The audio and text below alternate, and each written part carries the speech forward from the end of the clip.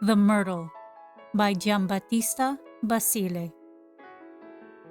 There lived in the village of Miano a man and his wife who had no children whatever, and they longed with the greatest eagerness to have an heir.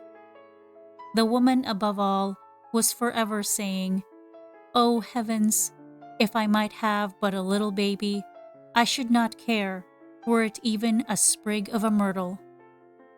And she repeated this song so often, and so wearied heaven with these words, that at last her wish was granted, and at the end of 9 months, instead of a little boy or girl, she placed in the hands of the nurse a fine sprig of myrtle. This she planted with great delight in a pot, ornamented with ever so many beautiful figures, and set it in the window, tending it morning and evening with more diligence than the gardener does a bed of cabbages from which he reckons to pay the rent of his garden. Now the king's son, happening to pass by as he was going to hunt, took a prodigious fancy to this beautiful plant, and sent to ask the mistress of the house if she would sell it, for he would give even one of his eyes for it.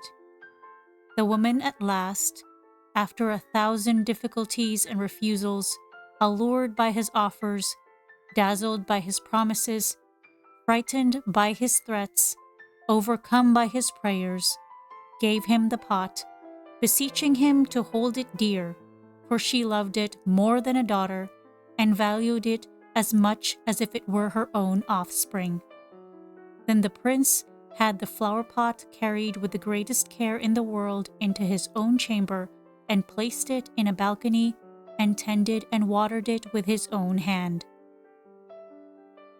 It happened one evening, when the prince had gone to bed and put out the candles, and all were at rest and in their first sleep, that he heard the sound of someone stealing through the house and coming cautiously towards his bed, whereat he thought it must be some chamber boy coming to lighten his purse for him, or some mischievous imp to pull the bedclothes off him. But as he was a bold fellow, whom none could frighten, he acted the dead cat, waiting to see the upshot of the affair. When he perceived the object approach nearer, and stretching out his hand, he felt something smooth, and instead of laying hold, as he expected, on the prickles of a hedgehog, he touched a little creature more soft and fine than Barbary wool, more pliant and tender than a marten's tail, more delicate than thistledown. He flew from one thought to another, and taking her to be a fairy, as indeed she was, he conceived at once a great affection for her. The next morning, before the sun, like a chief physician, went out to visit the flowers that are sick and languid, the unknown fair one rose and disappeared, leaving the prince filled with curiosity and wonder. But when this had gone on for 7 days, he was burning and melting with desire to know what good fortune this was that the stars had showered down on him, and what ship freighted with the graces of love it was that had come to its moorings in his chamber. So one night, when the fair maiden was fast asleep, he tied one of her tresses to his arm that she might not escape. Then he called a chamberlain, and bidding him light the candles, he saw the flower of beauty, the miracle of women, the looking-glass and painted egg of Venus, the fair bit of love. He saw a little doll, a beautiful dove, a fata morgana, a banner. He saw a golden trinket, a hunter, a falcon's eye, a moon in her 15th day, a pigeon's bill, a morsel for a king, a jewel. He saw, in short, a sight to amaze one. In astonishment he cried, "O sleep, sweet sleep, heap poppies on the eyes of this lovely jewel. Interrupt not my delight in viewing as long as I desire this triumph of beauty. O lovely tress that binds me, O lovely eyes that inflame me, O lovely lips that refresh me, O lovely bosom that consoles me. Oh, where, at what shop of the wonders of nature was this living statue made? What India gave the gold for these hairs? What Ethiopia the ivory to form these brows? What seashore the carbuncles to compose these eyes? What tear the purple to dye this face? What East the pearl to string these teeth? And from what mountains was the snow taken to sprinkle over this bosom, snow contrary to nature that nurtures the flowers and burns hearts? So saying, he made a vine of his arms, and clasping her neck, she awoke from her sleep and replied with a gentle smile to the sigh of the enamored prince, who, seeing her open her eyes, said, "O my treasure, if viewing without candles this temple of love I was in transports, what will become of my life now that you have lighted 2 lamps? O beauteous eyes that with a trump card of light make the stars bankrupt, you alone have pierced this heart. You alone can make a poultice for it like fresh eggs. O my lovely physician, take pity on one who is sick with love, who having changed the air from the darkness of night to the light of this beauty is seized by a fever. Lay your hand on this heart, feel my pulse, give me a prescription." But my soul, why do I ask for a prescription? I desire no other comfort than a touch of that little hand, for I am certain that with the cordial of that fair grace, and with the healing root of that tongue of thine, I shall be sound and well again. At these words, the lovely fairy grew as red as fire and replied, "Not so much praise, my lord prince. I am your servant, and would do anything in the world to serve that kingly face. And I esteem it great good fortune that from a bunch of myrtle set in a pot of earth, I have become a branch of laurel hung over the inn door of a heart in which there is so much greatness and virtue." The prince, melting at these words like a tallow candle, began again to embrace her, and sealing the latter with a kiss, he gave her his hand, saying, "Take my faith, you shall be my wife. You shall be mistress of my scepter. You shall have the key of this heart as you hold the helm of this life." After these and 100 other ceremonies and discourses, they arose, and so it went on for several days. But as spoil sport, marriage parting fate is always a hindrance to the steps of love. It fell out that the prince was summoned to hunt a great wild boar which was ravaging the country. So he was forced to leave his wife. But as he loved her more than his life, and saw that she was beautiful beyond all beautiful things, and from this love and beauty there sprang up the feeling of jealousy, which is a tempest in the sea of love, a piece of soot that falls into the pottage of the bliss of lovers, which is a serpent that bites, a worm that gnaws, a gall that poisons, a frost that kills, making life always restless, the mind unstable, the heart ever suspicious. So, calling the fairy, he said to her, "I am obliged, my heart, to be away from home for 2 or 3 days. Heaven knows with how much grief I tear myself from you, who are my soul, and heaven knows too whether, ere I set out, my life may not end. But as I cannot help going to please my father, I must leave you. I therefore pray you, by all the love you bear me, to go back into the flower pot, and not come out of it till I return, which will be as soon as possible." "I will do so," said the fairy, "for I cannot and will not refuse what pleases you. Go, therefore, and may the mother of good luck go with you, for I will serve you to the best of my power. But do me one favor. Leave a thread of silk with a bell tied to the top of the myrtle, and when you come back, pull the thread and ring, and immediately I will come out and say, 'Here I am.'" The prince did so, and then calling a chamberlain said to him, come hither, you. Open your ears and mind what I say. Make this bed every evening as if I were myself to sleep in it. Water this flower pot regularly, and mind, I have counted the leaves, and if I find one missing, I will take from you the means of earning your bread." So saying, he mounted his horse and went, like a sheep that is led to the slaughter, to follow a boar. In the meanwhile, 7 wicked women, with whom the prince had been acquainted, began to grow jealous, and being curious to pry into the secret, they sent for a mason, and for a good sum of money got him to make an underground passage from their house into the prince's chamber.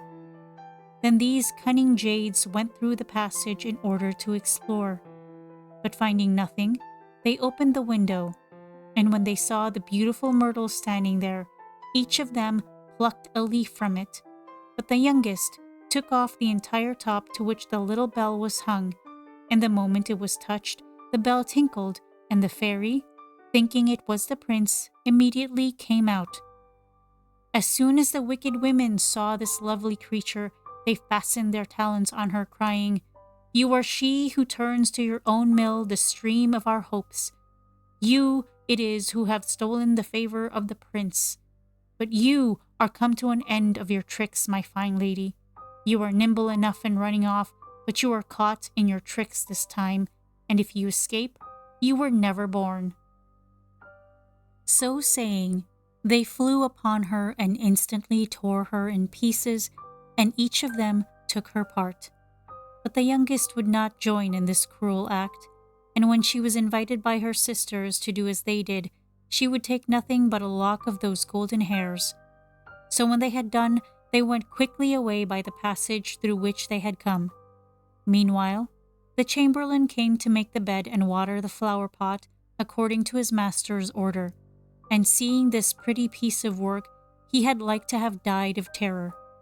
Then, biting his nails with vexation, he set to work, gathered up the remains of the flesh and bones that were left, and scraping the blood from the floor, he piled them all up in a heap in the pot, and having watered it, he made the bed, locked the door, put the key under the door, and taking to his heels ran out of the town.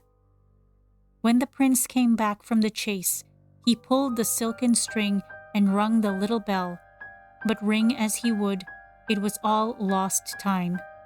He might sound the tocsin and ring till he was tired, for the fairy gave no heed.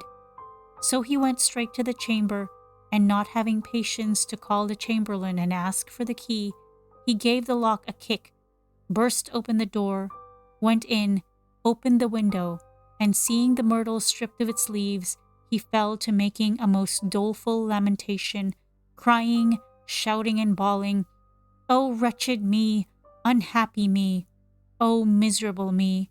Who has played me this trick, and who has thus trumped my card? O ruined, banished, and undone prince! O my leafless myrtle, my lost fairy! O my wretched life, my joys vanished into smoke, my pleasures turned to vinegar! What will you do, unhappy man? Leap quickly over this ditch. You have fallen from all happiness, and will you not cut your throat? You are robbed of every treasure. You are expelled from life, and do you not go mad? Where are you? Where are you, my myrtle? And what soul more hard than marble has destroyed this beautiful flower pot? O cursed chase that has chased me from all happiness! Alas, I am done for. I am overthrown. I am ruined. I have ended my days. It is not possible for me to get through life without my life. I must stretch my legs, since without my love, sleep will be lamentation, food, poison, pleasure, insipid, and life, sour. These and many other exclamations that would move the very stones in the streets were uttered by the prince, and after repeating them again and again, and wailing bitterly, full of sorrow and woe, never shutting an eye to sleep, nor opening his mouth to eat, he gave such way to grief that his face, which was before of vermilion, became of gold paint, and the ham of his lips became rusty bacon. The fairy, who had sprouted up again from the remains that were put in the pot, seeing the misery and tribulation of her poor lover, and how he was turned in a second to the color of a sick person, of a venomous lizard, of the sap of a leaf, of a jaundiced person, of a dried pear, was moved with compassion, and springing out of the pot, like the light of a candle shooting out of a dark lantern, she stood before Colamarcion, and embracing him in her arms, she said, take heart, my prince. Have done now with this lamenting. Wipe your eyes, quiet your anger, smooth your face. Behold me alive and handsome, in spite of those wicked women who split my head and so ill-treated me. The prince, seeing this when he least expected it, arose again from death to life, and the color returned to his cheeks, warmth to his blood, breath to his breast. After giving her 1,000 caresses and embraces, he desired to know the whole affair from head to foot, and when he found that the chamberlain was not to blame, he ordered him to be called, and giving a great banquet, he, with the full consent of his father, married the fairy. And he invited all the great people of the kingdom, but above all others, he would have present those 7 serpents who had committed the slaughter of that sweet suckling calf. And as soon as they had done eating, the prince asked all the guests, one after another, what he deserved who had injured that beautiful maiden, pointing to the fairy who looked so lovely that she shot hearts like a sprite and drew souls like a windlass. Then all who sat at table, beginning with the king, said, one that he deserved the gallows, another that he merited the wheel, a third the pincers, a fourth to be thrown from a precipice. In short, one proposed this punishment and another that. At last, it came to the turn of the 7 wicked women to speak, who, although they did not much relish this conversation, yet as the truth comes out when the wine goes about, answered, that whoever had the heart basely to touch only this quintessence of the charms of love deserved to be buried alive in a dungeon. As you have pronounced this sentence with your own lips, said the prince, you have yourselves judged the cause. You have yourselves signed the decree. It remains for me to cause your order to be executed, since it is you who, with the heart of darkness, with the cruelty of Medea, made a fritter of this beautiful head and chopped up these lovely limbs like sausage meat. So quick, make haste. Lose not a moment. Throw them this very instant into a large dungeon where they shall end their days miserably. So this order was instantly carried into execution. The prince married the youngest sister of these wicked creatures to the chamberlain and gave her a good portion, and giving also to the father and mother of the Myrtle wherewithal to live comfortably, he himself spent his days happily with the fairy, while the wicked women ended their lives in bitter anguish, and thus verified the old proverbs of the wise men. The lame goat will hop if he meets with no stop.